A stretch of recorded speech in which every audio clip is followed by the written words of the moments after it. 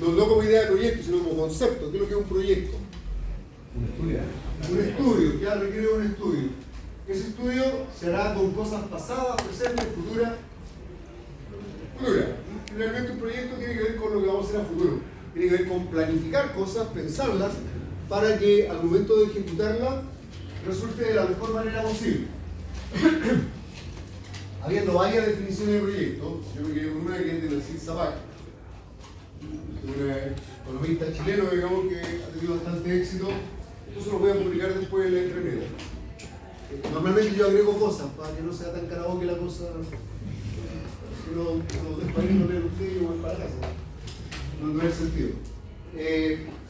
Nassim Sabbagh definió como un proyecto la búsqueda de una solución inteligente al planteamiento, dice, de un problema tendiente a resolver entre tantas una necesidad humana. Pero básicamente lo que él plantea es que un proyecto surge siempre de una necesidad. ¿Qué es lo que es una necesidad? Cuando decimos que tenemos una necesidad, ¿qué estamos diciendo? Que nos falta algo, que tenemos una carencia, que hay algo que no nos está cuadrando, que no lo estamos haciendo bien, y que por lo tanto deberíamos buscar una forma mejor de solucionar. ¿Y esa necesidad se detecta o se crea?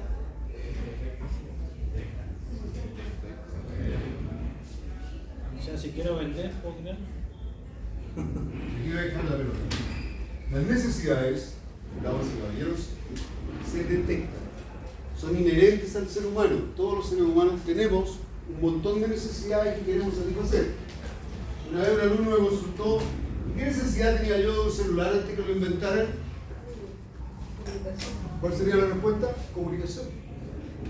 Los seres humanos teníamos una necesidad de comunicación e inventaron ese aparatito que satisfizo de mejor manera la necesidad de comunicación.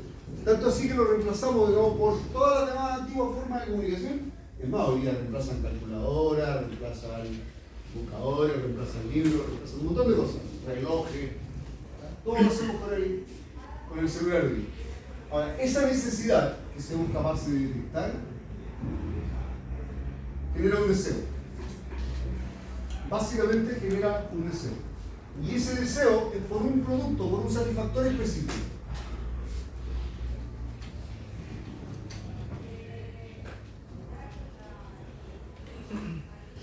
Entendiendo que un producto siempre es un satisfactor de una necesidad. Y a ese deseo es el que nosotros podemos incentivar y crear para que esa necesidad que detectamos sea satisfecha con un producto específico. ¿Ya? No solo necesito comunicarme, sino que ahora necesito comunicarme con un iPhone no sé cuántito, o con un Samsung no sé cuántito. ¿Por qué? Porque con las variables del marketing incentivamos el deseo por un producto específico. Y eso sí lo podemos crear. ¿Ya? No la necesidad, que es algo inherente a los seres humanos. Las 4 P del marketing: precio, producto, promoción y plaza. De ahí la vamos a detallar. Ahora, ese deseo se transforma en demanda. La demanda es lo que los clientes quieren comprar o lo que esperan comprar. Y esa demanda no es otra cosa que la sumatoria de los deseos individuales por un producto determinado.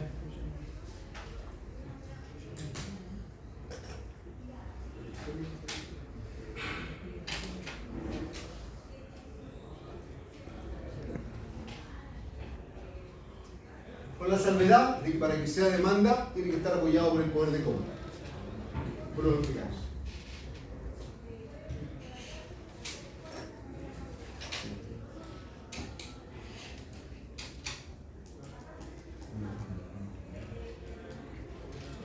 Cuando digo que está o debe estar apoyada por el poder de compra, lo que estoy diciendo es que sencillamente hay que tener la plata para comprar. ¿Cuántos de los de acá, de las personas que están acá en este momento, se comerían o se comprarían un churrasco? ¿Qué? Un churrasco. Espérate la mano. 1, 2, 3, 4, 5, 6, 7, 8. La demanda de churrasco de este curso es de 8 unidades en el día. La demanda no es otra cosa que la sumatoria de los deseos individuales. Ahora la pregunta: ¿Tienen la plata para comprarlo? Los que tienen la plata son parte de la demanda. Los que no tienen la plata se quedaron en el deseo. No pasaron a ser, suena feo, pero técnicamente es así, digamos. Se quedaron con el deseo del concepto, digamos, adecuado. Luego se quedaron con las ganas de una más fea. Y esa demanda es la que finalmente se traduce en la compra, pero a un precio dado. Pues ok, hay una demanda de 8 unidades. Yo les digo, si ese churrasco vale 10.000 pesos, ¿quién lo quiere? ¿Hay alguien que esté dispuesto a pagar 10.000 pesos por el churrasco? Había que ver el churrasco. Pero en principio, no. Por lo tanto, a 10.000 pesos la demanda es 0. A 8, ¿alguien estaría dispuesto? No, todavía es 0. A 5.000 pesos el churrasco, ya hay una que ya la pensó. A 5.000 pesos la demanda de churrasco sería una unidad. Y así se lo voy bajando, va aumentando la cantidad demandada. Entonces, de ese pequeño análisis que acabamos de hacer, determinamos que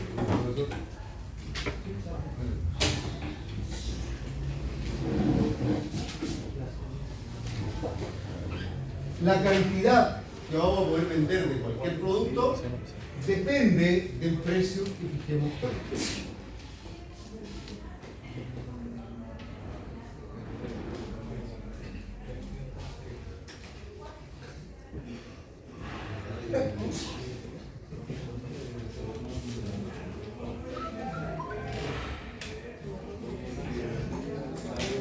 En ese caso, Q es la cantidad demandada y P es el precio del producto. Ahora, ese simple monito, esa simple relación, refleja un montón de cosas que vamos a tratar de explicar ahora.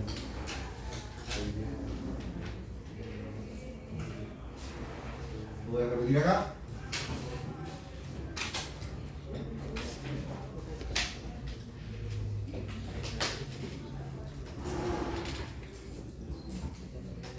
¿Quién pone el precio del producto? ¿El dueño de qué? De que lo fabrica. Lo fija el productor. Yo soy productor, yo fabrico un producto, veo cuánto me costó, defino cuánto quiero ganar y pongo un precio. Y por ahí podríamos encontrarme con algún productor que dijera, casi en forma soberbia, esta cuestión la hice yo y cobro lo que quiero. ¿Tiene razón? Sí, tiene razón. Pero tiene una contraparte, la cantidad que va a vender. Porque si él es dueño de fijar el precio como quiera, el comprador decide si está dispuesto a pagarle o no. Por lo tanto, la cantidad la define el consumidor. Y para que haya venta, por eso que a 10.000 pesos nadie debe comprar el churrasco. Yo pido 10.000 pesos del churrasco que vendo y no justifica los 10.000 pesos. ¿No? Alguien me lo podría pagar por ahí bajo condiciones muy especiales. ¿Ya? Pero en general, esto es lo que refleja la relación entre productores y consumidores. Es decir, oferta y demanda.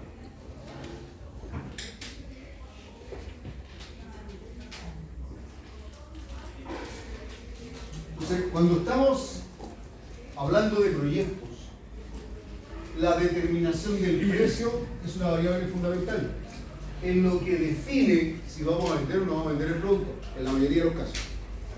Vamos a ver que las decisiones de compra no solo pasan por el precio. Pero aquí lo que está diciendo este señor Zapata, para decir la definición, es que buscaba una solución inteligente a resolver un problema de una necesidad, y con todo lo que nos lleva a la necesidad. De ser capaz de detectar la necesidad, generamos un producto que satisfaga esa necesidad y el satisfactor, de ahí se genera un deseo por ese producto a través de técnicas de marketing. De ese deseo se transforma en demanda y esa demanda se transforma en compra a través de la aplicación de un precio. Eso es básicamente el proceso que quiero que entiendan. Y que además esa aplicación de precio en una economía como la nuestra, que es una economía de mercado, se genera por la interacción entre consumidores y vendedores.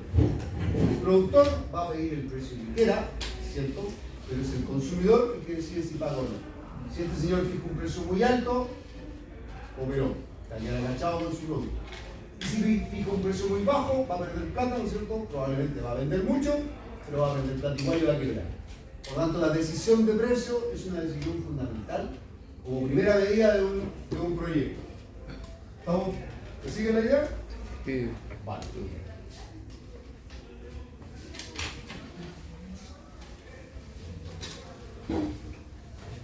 Vamos a quedarnos un poquito en esta parte.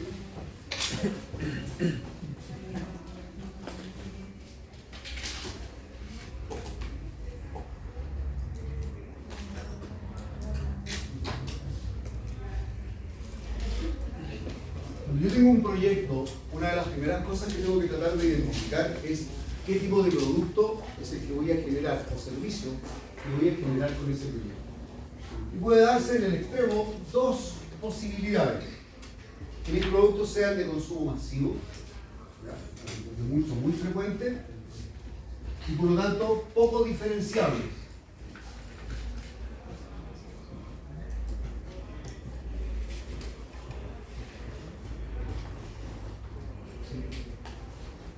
Azúcar. ¿Cómo diferencio el azúcar de una marca de la otra? Más allá de que sea azúcar rubia, morena, pero si es azúcar morena, ¿cómo diferencio una marca de la otra? O si es blanca, ¿cómo diferencio una marca de la otra? Por el precio. Por el precio. ¿Pero será una variable diferenciadora realmente? O sea, yo miro los productos y puedo decir cuál es más cara, solo mirando el producto, no viendo el precio. ¿Puedo definir la calidad del azúcar así con mirarla solamente? No tengo cómo diferenciarla. Es como el combustible. ¿Cómo diferencio la gasolina de 93 octanos de la Shell, la Copec, la ESO, la Petrobras? Tengo cómo diferenciarla, ¿no? Así a simple vista. El arroz.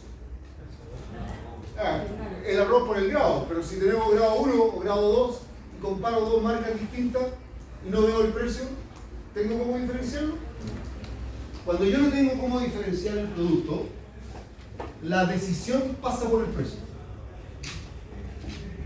Se supone que las personas, los consumidores, actuando de manera racional. Si yo veo dos envases de arroz que son iguales, veo el mismo arroz adentro, y este me cuesta 1.200 y este me cuesta 1.000, yo voy a comprar el que vale 1.200, no falta. El que vale, voy a comprar el más barato. Por eso la economía persiste con los que toman decisiones irracionales. Entonces, ¿qué pasa? Yo tengo que ser capaz de darme cuenta si el producto que yo estoy ofreciendo o pretendo sacar al mercado es un producto fácilmente diferenciable o es un producto más bien exclusivo. Porque eso va a marcar una diferencia. Por ejemplo,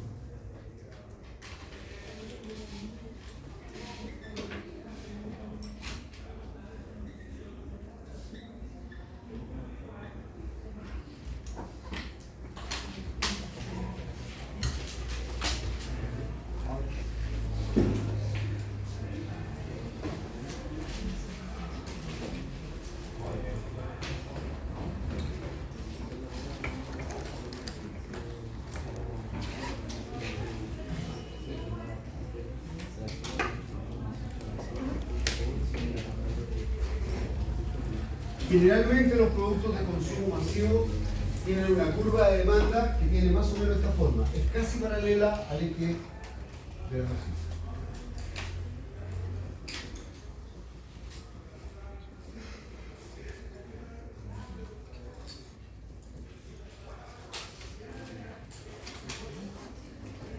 Supongamos que estamos en el punto A, donde el precio es 1.000 pesos y a ese precio se venden 100 unidades.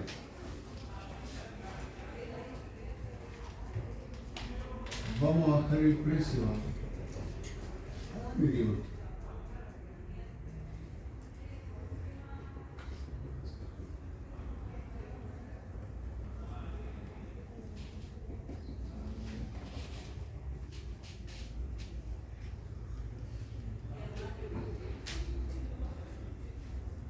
Entonces, en el punto A, el precio es 1000, la cantidad demandada es 100. En el punto B, aquí el precio es 800 y la cantidad demandada es 400. La pregunta que yo debería hacer ahora es, ¿le convendrá a un productor bajar el precio?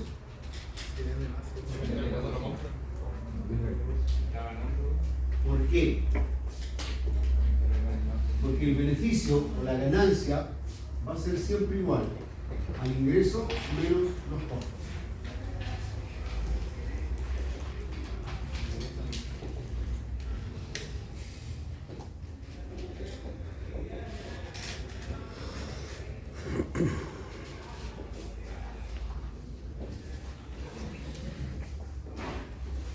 Esto es ley. La utilidad o el beneficio va a ser siempre la diferencia entre la plata que entra y la plata que sale. Eso entendámoslo siempre así. Tiene otras variables, si le preguntan a un contador, lo van a llegar un rato, pero en esencia es lo mismo. Yo quiero saber cuánto gané, tengo que ver cuánta plata entró y cuánto tengo que gastar para que entre esa plata, y la diferencia es utilidad. Entonces, si alguien quiere ganar plata, porque se supone que el que hace un proyecto privado lo hace con el fin de maximizar sus beneficios, de ganar la mayor cantidad de plata que pueda. Para eso hacen un negocio, no lo hacen para perder plata. Llegar costos. Entonces, para que esto sea, el beneficio sea máximo, ganar la mayor cantidad de plata que pueda, lo que tiene que pasar es que los ingresos sean lo más altos posible y los costos sean lo mínimo posible. Lógica pura. Si yo quiero que el beneficio sea más grande, tengo que aumentar los ingresos y disminuir los costos. No hay otra, ¿se entiende, no? Entonces, ¿cómo calculo los ingresos de cualquier empresa?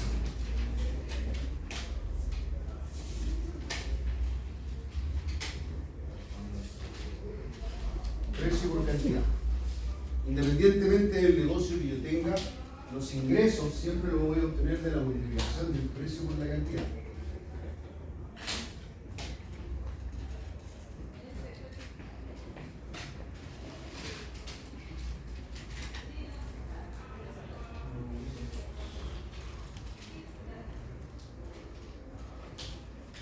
Si yo tengo un transporte escolar, ¿cómo obtengo los ingresos? ¿Cómo sé cuánta plata voy a recibir? La cantidad de niños que traslado multiplicado por lo que le cobra a cada uno. Precio por cantidad me va a dar el ingreso. Si lo calculo todos los meses, al mes, si lo calculo al año, anual. Si tengo una universidad, ¿cómo calculo el ingreso? La cantidad de alumnos multiplicado por la mensualidad que le cobro a cada uno. Precio por cantidad. Si tengo un taller mecánico, ¿cómo calculo el ingreso? La cantidad de vehículos que atendí multiplicado por lo que cobré a cada uno. Precio por cantidad. O sea, independientemente del negocio que yo tenga, los ingresos siempre van a estar calculados sumando o multiplicando el precio por la cantidad. Si yo tengo un supermercado, ¿cómo calculo el ingreso? ¿Perdón? Por los productos. ¿Qué es lo que hacemos cuando pasamos por la caja? ¿O qué es lo que hace la cajera o el cajero? Sí, con la boleta, pero... Marca un registro, marca el código. ¿Pero qué dice ese código? El precio. Y lo que hace es visualizar cuántas unidades de ese objeto hay. Y en la boleta va a decir 6 plumones a 500 pesos cada plumón, 3.000 pesos. Más 3 litros de leche a 1.000 pesos cada uno, son 3.000. Baratísimo. Estamos inventando. Va a ser la suma fácil. Un pack de cerveza, ¿cómo están? Lo saben, ya. Supongamos que está 3 lucas. ¿A dónde?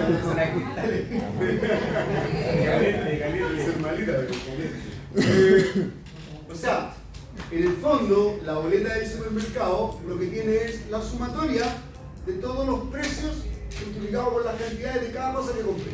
O sea, igual precio por cantidad. Lo que quiero explicarles es que no importa el negocio que tengamos, el ingreso siempre se va a calcular multiplicando el precio que yo cobré por la cantidad que vendí. ¿Ya? Eso no tiene bueno. ¿Qué precio que varía? Varía el número, ¿no? La fórmula sigue igual. Claro, tú vas al día siguiente al supermercado y lo compras de otro precio, pero sigue siendo el ingreso multiplicando precio por cantidad. No es que sea siempre el mismo precio, eso me refiero. No quiero borrar eso. Voy a borrar acá. ¿Puedo? ¿Puedo?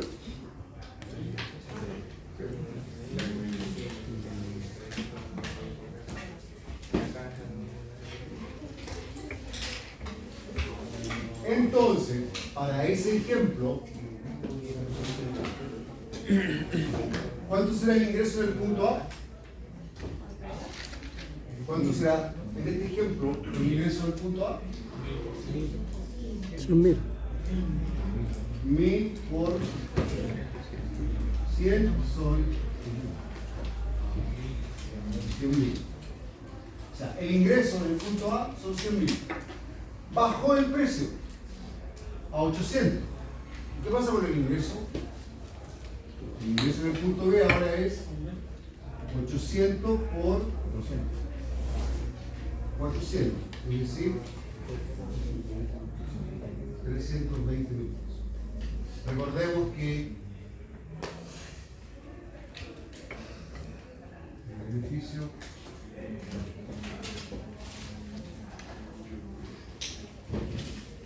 si asumimos que los costos siguen constantes, para no meternos en lío mientras tanto, ¿le conviene o no le conviene bajar el precio? Le conviene bajar el precio porque va a aumentar la utilidad. Obviamente la baja de precio tiene un límite en el costo. Porque cuando el precio iguale al costo ya no va a ganar nada, digamos, incluso puede llegar a perder. Entonces, cuando hablábamos de que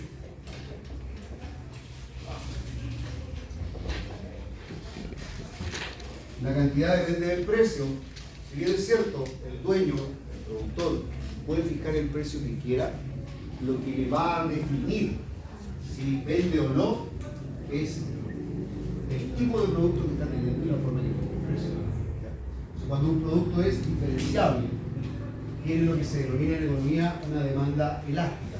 Eso significa que una pequeña variación en el precio que genera una gran cantidad de aumento en la demanda. ¿Ya? Pero existen otros productos. ¿Vieron o no? Lo quiero borrar ahí para hacer un bloqueado.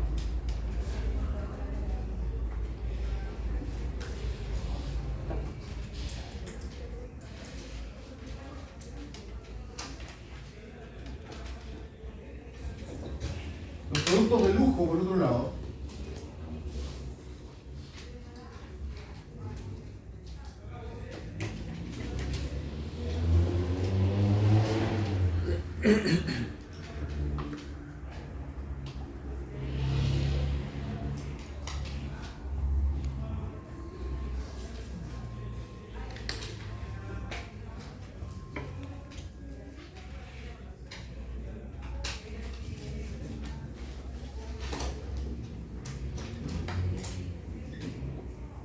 productos de lujo tienen lo que se denomina una demanda inelástica. Vamos a usar las mismas cifras del otro lado.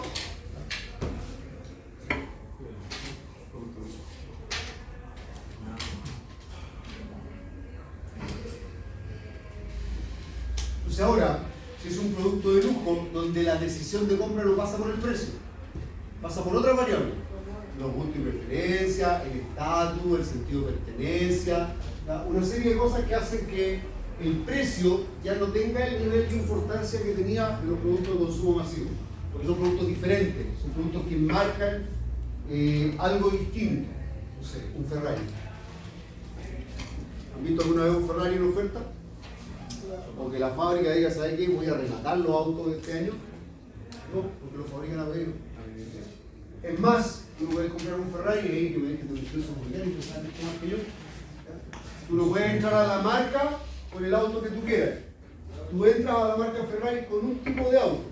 y después que tuviste ese auto puedes ir ascendiendo en la compra de otros modelos.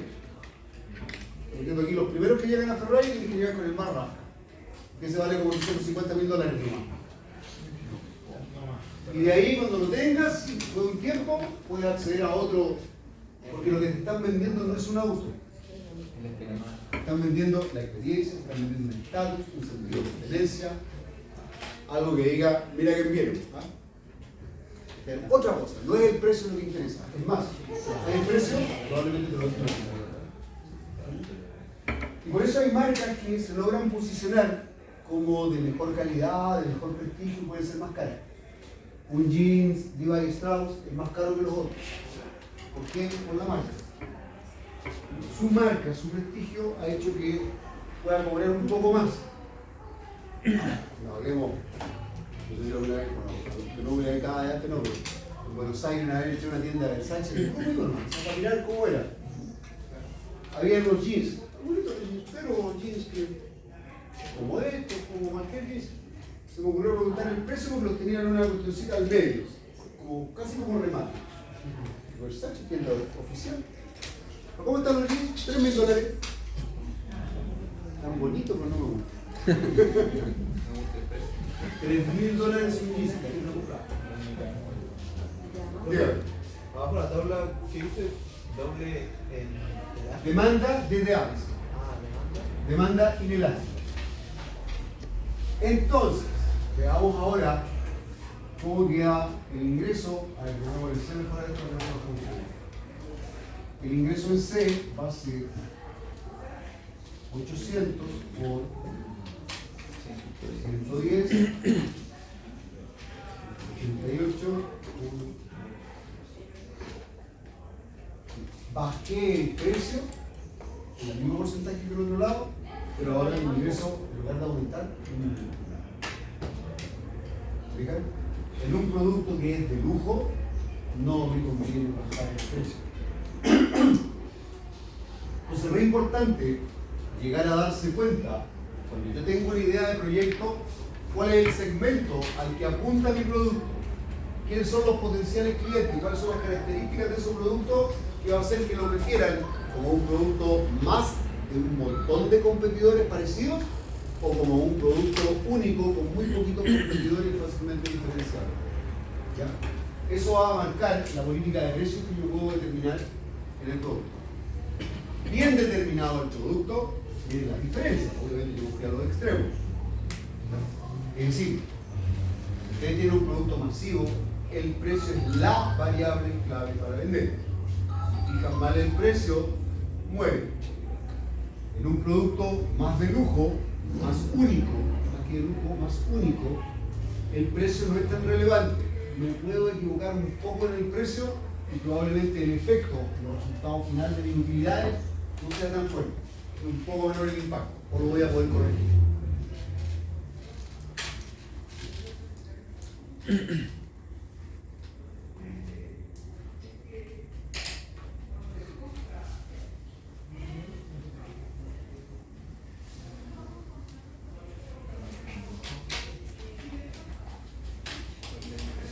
Ahora, si yo quiero entrar al mercado con un producto nuevo, es siempre más fácil entrar con un precio alto y después bajarlo que hacerlo al revés. Si yo entro con un precio alto y no vendo, puedo ir probando precios a la baja y a ver en qué momento la gente me empieza a comprar. Pero si yo entro con un precio bajo y la gente me compra mucho, por ejemplo, vean, lo empiezan a subirlo. A medida que lo empiezan a subir, los clientes se lo empiezan a ir. Porque los que llegaron son los precios que compran el precio. Los clientes que compran el precio. Como estrategia de entrada, siempre es preferible partir más alto y después bajar. Salvo que hagamos una tremenda campaña diciendo que claro, la primera semana de introducción esto va a valer y después te va a subir a tanto, así que compra ahora. Y hay que cumplirlo. Si lo vendimos bajo y pues, tenemos que subirlo, si no quedamos como chaleco mono. Bien, ¿dudas hasta acá?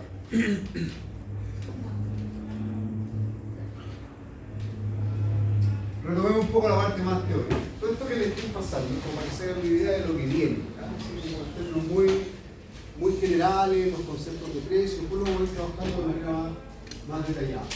Pero en un proyecto siempre hay dos grandes etapas. La primera que es la preparación del proyecto. Y dice ahí que en esta etapa buscamos las inversiones, los costos, los beneficios y los ingresos para todos. Entonces buscamos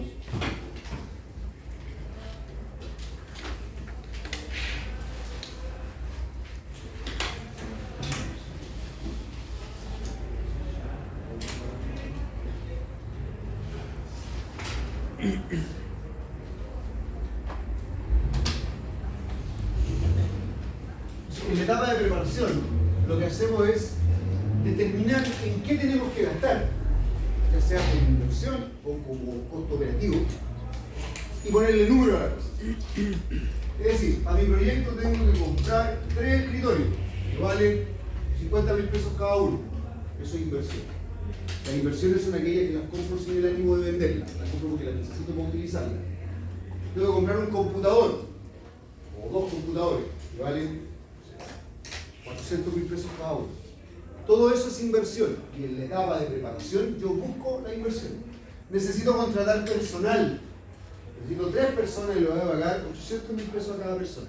Eso significa ponerle o determinar la magnitud de las inversiones, los costos y los ingresos. Y los ingresos de esta manera. Voy a vender tantas unidades a tantos precios, ¿cierto? Y determino cuántas son las magnitudes, los montos que me va a costar la inversión, lo que me va a costar el costo operativo, que la empresa funcione, y de los ingresos que voy a recibir. Eso se hace en esa etapa. Y en la etapa de evaluación, con esos datos, yo determino si es que el proyecto es rentable o no. Con estos datos, gano plata o pierdo plata. Eso es en general las dos grandes etapas. Y dice ahí que las dos son de preinversión, porque las dos se hacen antes de que el dueño o el inversionista meta la mano al bolsillo y compre ese escritorio o compre ese computador. Se hace antes de.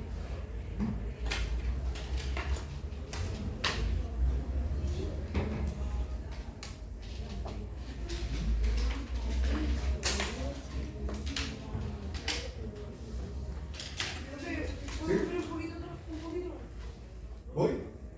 ¿La diapositiva? ¿La de atrás? Sí, lo voy a subir. ¿Sí? Vale.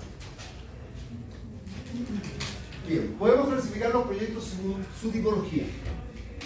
Donde dice ahí, la primera parte, donde dice medir la rentabilidad del proyecto independiente de su fuente de financiamiento, es lo que se llama evaluar el proyecto puro. Eso es independiente de la fuente de financiamiento. Me explico. Aquí estamos con el ejemplo del búho escolar, que lo vimos hace un rato. Yo puedo decir, mira, el búho escolar, voy a inventar las cifras por si acaso, no, ninguno vale eso. Requiere, supongamos, de una inversión de 15 millones de pesos, tiene ingresos anuales de inventar 10 millones de pesos, tiene gasto operativo de 6 millones de pesos. Y eso me da un valor actual neto de 2 millones de pesos. ¿Todos ustedes tienen algún ramo de finanzas en el cuerpo antes? ¿No? ¿Han escuchado hablar del VAL? Valor actual neto, el TIR, la tasa interna de retorno. Ya, tenemos un problema. Pero lo vamos a resolver rápido. El VAL se llama valor actual neto y es la forma de evaluar la rentabilidad de los proyectos. Con ello te dicen si el negocio es bueno o es malo. Si el VAL te da mayor que 0, quiere decir que los ingresos son capaces de pagar la inversión y pagar los costos y más encima te sobran 2 palos. Eso es el término práctico. O sea, un VAL mayor que 0 significa que vas a ganar a pagarle la rentabilidad a los accionistas, todo el mundo queda feliz y además van a sobrar 2 palos. Eso es, ¿se entiende así, no? Entonces aquí lo que decimos, mira, vamos a ver el proyecto puro. Este furgón vale 15 millones, tiene ingresos anuales por 10.000, tiene costos por 6.000 y la utilidad traída a valor presente de varios años es de 2 millones de pesos. Bueno, esto es un buen negocio, lo podríamos recomendar. Pero yo no tengo la práctica.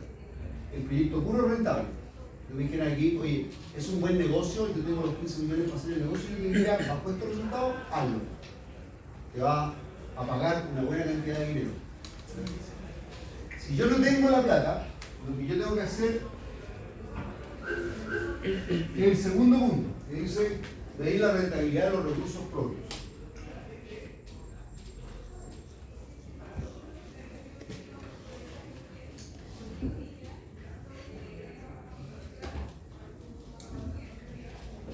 Y ahí yo voy a decir, ok, yo no tengo los 15 millones, tengo 8. Entonces yo digo, ahora, la inversión sigue siendo lo mismo. Recursos propios son 8.000. Tengo que pedir un préstamo de 7.000 para sumar los 15 millones. Sigo teniendo gastos antes de pagar el préstamo de ¿cuánto era? 7.000. Pero ahora el BAN me da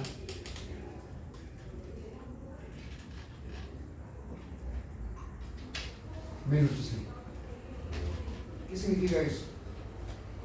Que si bien el proyecto es un buen negocio, si yo tengo que pedir plata prestada para hacerlo, que en este caso 7 millones, el pago de la cuota más los intereses hace que mis recursos, mis 8 millones, ya no sean rentables para mí.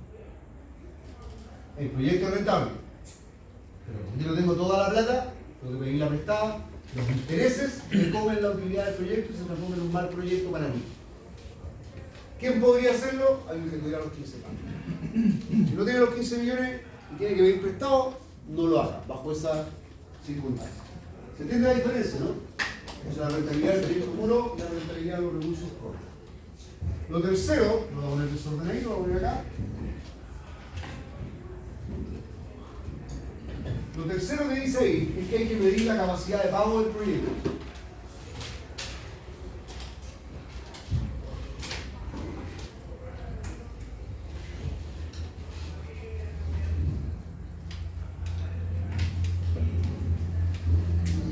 Supongamos que estamos en esto, es rentable y tenemos la plata. Medir la capacidad de pago significa verificar que los dineros estén en el tiempo y en la cantidad en que se necesita. Ok, el proyecto es rentable, pero los gastos de operación pueden ser tan altos al principio o más altos que los ingresos de los primeros meses. ¿Cómo dijimos que era la capacidad de pago? Es esperar o determinar si los dineros van a estar en el tiempo y en la cantidad que se necesita. Me explico. Necesito pagar los sueldos el 30 de cada mes. Que esa plata esté los 30 de cada mes. Ahí tengo capacidad de pago. Necesito pagar los impuestos el día 12. El día 12 tengo la plata de los impuestos. Necesito pagar a un proveedor el día 10 del mes siguiente. Está la plata de los 10. Eso es medir la capacidad de pago del proyecto. Yo puedo decir, mira, voy a ganar plata. Me va a alcanzar para pagar, pero están desfasados. Yo tengo que pagar el IVA el 12, pero la plata del IVA la voy a tener el 20. Por decir, entonces no debo al fisco. El negocio que puede ser en tu vida es tener plata al fisco. Es más barato pedirle un usurero y pagar que pagar las multas. Al pasarte un día por los impuestos tienes como un 20% de recargo, de multa. Y un usurero te está cobrando como 10 al mes. Tienes más plata, más negocio pedirle a un usurero que deberle al Estado. Bueno, volviendo al tema. Yo necesito evaluar si es que las platas van a estar en el momento en que se necesitan. Y para eso tengo que determinar la necesidad de capital de trabajo adicional.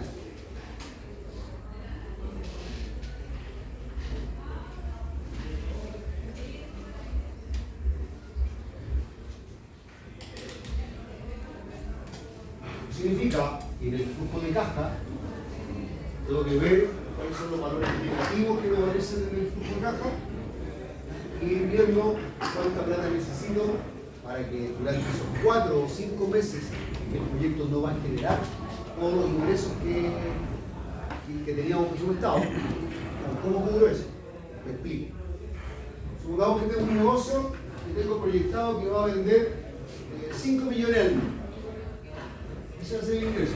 Pero va a ser el ingreso después del cuarto o quinto mes, que ya la gente lo coloca y ingresa ahí normalmente. Pero en los primeros meses, en el primer mes va a vender 1 millón, en el segundo va a vender 2 millones, en el tercero va a vender 3 millones. En el cuarto va a vender 4 millones, para hacerlo sencillo. Durante esos 4 meses yo tengo que pagar arriendo, sueldo, proveedores. Exactamente igual. Y resulta que mis costos son 3 millones. En el primer mes vendí 1, tengo que pagar 3. Voy a quedar en contra en 2. En el segundo mes vendí 2, mis costos son 3. Subo 1 millón más, publicitario. En el tercer mes vendí 3 costos y gasto 3. Ahí recién me equilibro. Me faltan, para empezar a cubrir los gastos, 2 millones, los 2 primeros meses. Eso es medir la capacidad de pago del proyecto. ¿Cuánta plata voy a necesitar tener adicional como inversión para que yo pueda cubrir todos esos faltantes de plata que voy a tener al inicio aunque el proyecto no ha alcanzado su máximo potencial de venta? ¿Se entiende bien o no? No parece.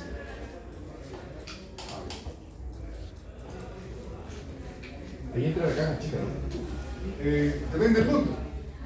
Si es poquito puede ser caja chica, si no hay que ponerlo como inversión en capital de trabajo. Puede ser varios millones. Estamos hablando ahora que por ejemplo tenemos un déficit de 3 millones. Eso ya no es caja chica, salvo que sea una cosa muy grande. Caja chica es una cantidad de plata que dejan para gastos menores. Café para la bebida. Para el café, la bebida. Eso que tenemos. Sí, caja chica. Ese que le da aeropuerto. Ese que le da aeropuerto. Le dan el café. Dame un segundo que voy a inventar. Cigarro con cual. No. Cigarro con tal. No, compro palma siempre. No, pero para los guardias, para los. La caja chica, los sonidos que tengo allá en el flaco, sí. No, pine no. pines, Yo proyecté, valga la redundancia, que en el mes de enero mis ingresos iban a ser 1.000, en febrero 1.500, en marzo 1.800, en abril 2.000 y en mayo 2.500. Proyecté de esa manera mis ingresos. Pero mis gastos van a ser costos fijos. Todos los meses voy a gastar 2 millones de pesos. Arriendo y sueldo fijo. Supongamos que son los únicos gastos. Entonces, ¿qué va a pasar el primer mes? Voy a recibir 1.000, pero voy a tener que gastar 2.000. Voy a quedar en contra 1.000. Por lo tanto, ese mes el proyecto no tiene capacidad de pago. No podría hacer el proyecto porque no me va a alcanzar la plata para pagar mis costos. Vamos al segundo mes, van a entrar 1.500, pero voy a gastar 2.000, voy a quedar 500. Tercer mes, van a entrar 1.800, voy a gastar 2.000, van a quedar 200 en costo. Tercer mes, seco. Entraron 2.000, salieron 2.000, se equilibró el proyecto. Ya está cubierto su costo. Y a partir de mayo, 2.500, 2.000 y gano 500. Entonces, ¿qué pasa? Si yo quisiera evaluar la capacidad de pago del proyecto, yo tendría que decir, este proyecto no se puede hacer porque no tiene capacidad de pago. Yo no tengo para pagar durante 3 meses los costos que me va a generar el proyecto. Entonces, ¿qué hago? Digo, a ver, ¿cuánto me falta? 1.500, 1.700. Me falta 1.700. Yo requiero poner adicional a la inversión, a lo que compré en muebles, maquinaria, equipo, 1.700 más para capital de trabajo. Para eso hago la evaluación de la capacidad de pago del proyecto, para determinar si el proyecto necesita capital de trabajo adicional para ser viable, porque ya sabemos que ganaba plata. Cuando hicimos la evaluación del proyecto 1 dijimos que esto ganaba 2 millones de pesos como proyecto, es negocio, pero no tiene capacidad de pago inicial. Entonces tenemos que reforzar ese capital con 1.700.000 para que pueda pagar los gastos que después se van a ir devolviendo. Porque si esto lo registramos para acá, probablemente seguiría creciendo y ya aquí recuperé casi un poquito menos de la mitad, 40%. Y probablemente en 3-4 meses más ya esté recuperado. Pero para poder evaluar el proyecto, yo necesito definir cuál es la capacidad de pago que tiene el proyecto. Si efectivamente voy a tener o no la plata en el momento en que la necesite. ¿Queda más claro? Sí.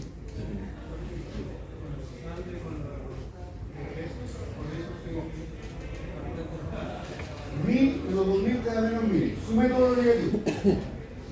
1.000, 1.500, 1.700. Voy a quedar corto en 1.700. Y lo tendría que poner el primer mes, por lo lógico sería tenerlo acá. Ahí tengo 1.700.000 o 1.700 unidades monetarias ahí. El primer mes saco 1.000 y lo dejo ahí guardadita. El segundo mes saco los otros 500 y listo. Y el tercer mes saco los otros 200 y tengo la plata. Necesariamente así, pero estoy explicándolo para ver por qué quise determinar la necesidad de capital de trabajo. ¿Dudas? ¿Está todo claro? Vale.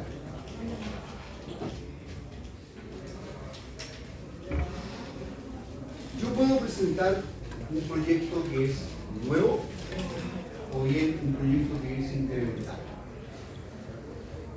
Un proyecto nuevo es que todo parte de cero, no teníamos nada, teníamos la pura idea. Y a lo mejor vamos a tener que comprar terreno, vamos a tener que construir, comprar maquinaria, comprar equipo, contratar personal. Todo hay que hacerlo desde cero. Ese es un proyecto nuevo. O bien yo puedo tener un proyecto incremental.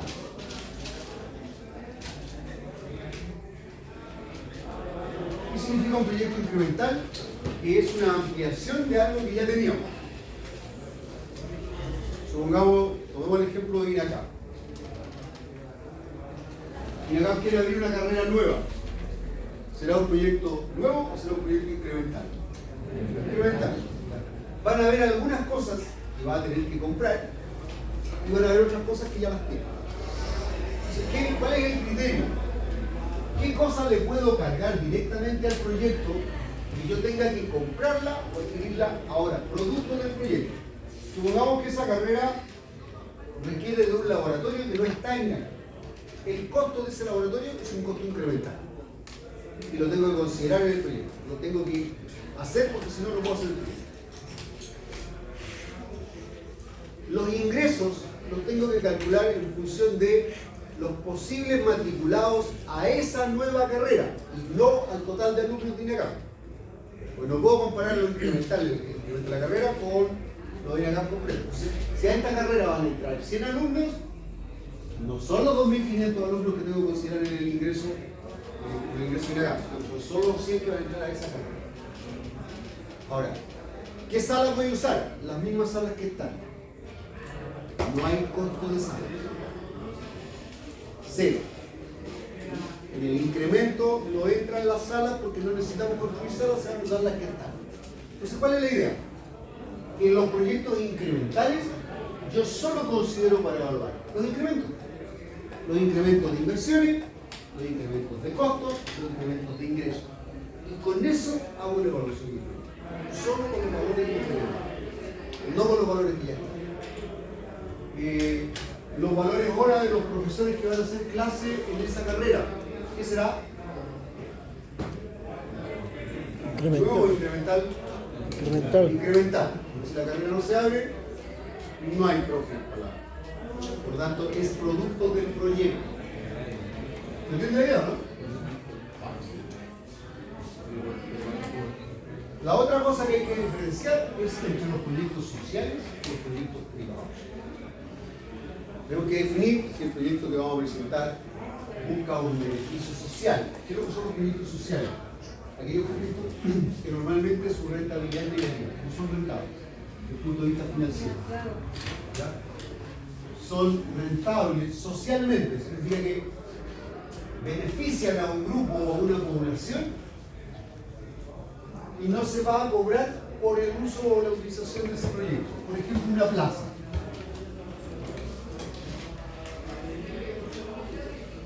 Yo construyo una plaza, no, alguna organización, construye una plaza para que la use la comunidad. Vaya la familia, disfruten, no se va a cobrar. Eso es un beneficio social. Hay una inversión en el bienestar social, una cancha, una multicancha en una población, una sede social que la construye el Estado, la municipalidad. Si no se va a usar, si no se va a cobrar por eso, es un proyecto social que solo genera rentabilidad social, mejora el bienestar de las personas. Y los otros son los proyectos privados, la evaluación privada del proyecto, que al contrario de los anteriores, lo que buscan es la rentabilidad del inversionista. Los privados ponen plata porque quieren recuperar más de lo que invirtiendo. Por lo tanto, una rentabilidad de tipo privado. Nosotros en este curso solo vamos a trabajar con proyectos privados. No es parte de esta asignatura la evaluación social del proyecto, que es un tema bien complejo y bien largo, y los sistemas de evaluación son totalmente distintos a la evaluación privada, son otros mecanismos.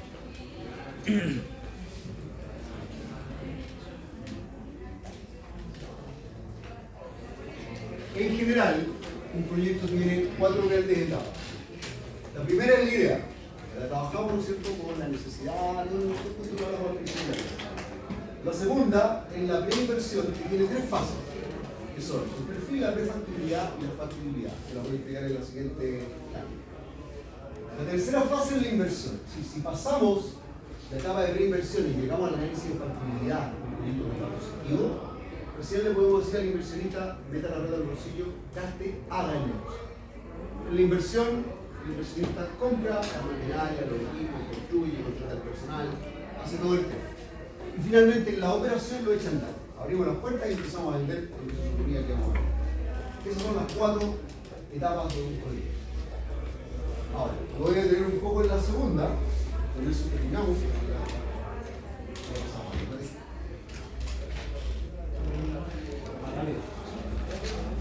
Es que hablan poco. No hay mucho debate, entonces como no hay mucho debate, se larga. Tampoco he incentivado mucho el debate, pero no.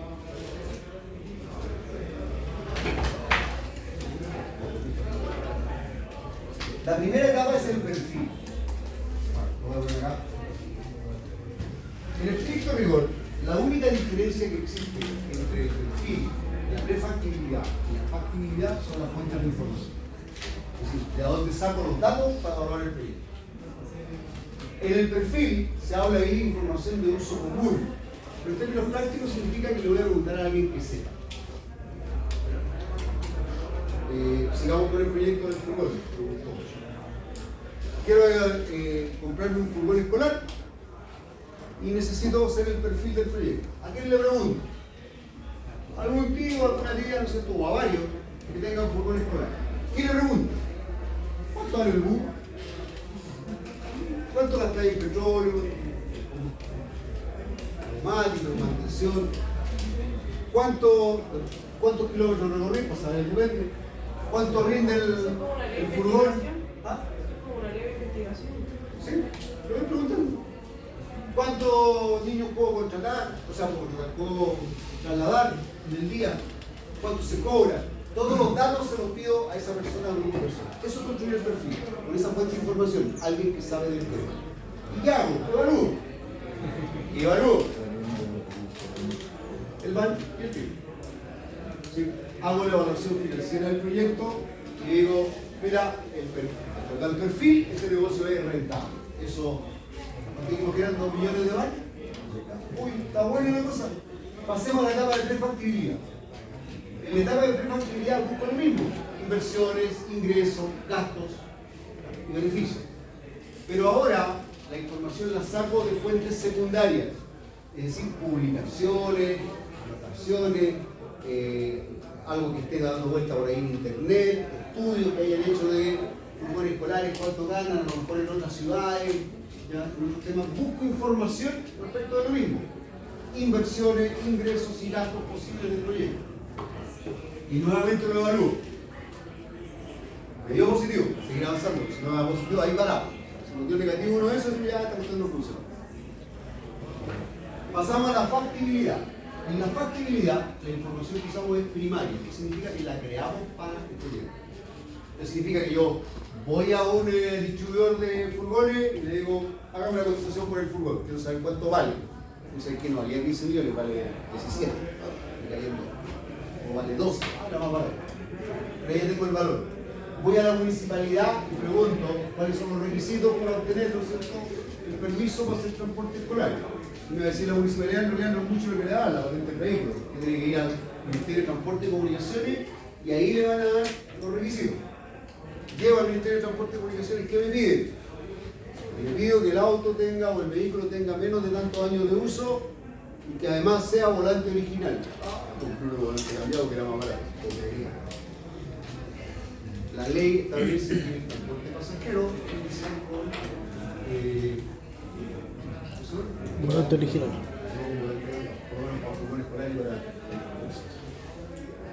Entonces, llego a la factibilidad. Quiero saber cuántos alumnos puedo transportar, hago una investigación de mercado. En Arica, el recorrido, cuál puede ser el recorrido más adecuado. Aquí lo que hago es buscar la información precisa y exacta para mi proyecto, para lo que yo quiero hacer. Y nuevamente evalúo PAN, tiempo, periodo de elaboración. Y veo si es rentable. Resumiendo entonces, dentro de las etapas del proyecto está la formulación y la preparación. En la formulación recopilamos, creamos información y la sistematizamos en términos muy largos. Se traduce a plata. Cuánto en inversión, cuánto en gasto, cuánto en inversión. Y luego viene la evaluación, donde vamos a evaluar la rentabilidad del proyecto en términos de plata. Vamos a evaluar también la medición o el análisis de variables cualitativas. Y le vamos a poner números como la restricción de que sea volante original. Es una variable cualitativa que puede afectar tremendamente el proyecto. Si no cumples con ese requisito no te lo van a dar. Y voy a ver el análisis de sensibilización. Tiene que ver con definir cuánto aguanta el proyecto que se modifiquen algunas variables clave, como el precio, los costos. Y yo empiezo a subir, a bajar los precios que voy a cobrar por los chicos que voy a transportar y hago los cálculos de van y veo en qué momento ese van se me hace negativo. Entonces, si yo decía por un precio de 30.000 pesos al mes, supongamos que es lo que habíamos calculado, tenía el van de 2 millones, creo que habíamos dicho, ¿no? ¿Qué pasa si lo bajo a 25?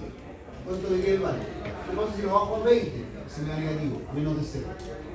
Por lo tanto, la sensibilidad que tiene, supongamos que lo bajamos a 20 y lo bajé un 33%. Quiere decir que el precio tiene una sensibilidad del 33% a la baja. Cuando baja más del 33%, se hace. O a los combustibles. Los combustibles es una variable tremendamente relevante en el transporte. Yo puedo decir, a ver, ¿cuánto puede llegar a subir el precio del petróleo antes de que el proyecto se me haga rentable con todas las demás variables iguales? O sea, si solo modifico una variable, precio, cantidad, costo fijo, costo variable, solo cambio uno, las demás las dejo constante para poder determinar que efectivamente sea esa la variable que me está aportando el resultado. Y ahí quedamos con el tema movilidad. ¿Dudas? ¿Alguien llegó después de la lista?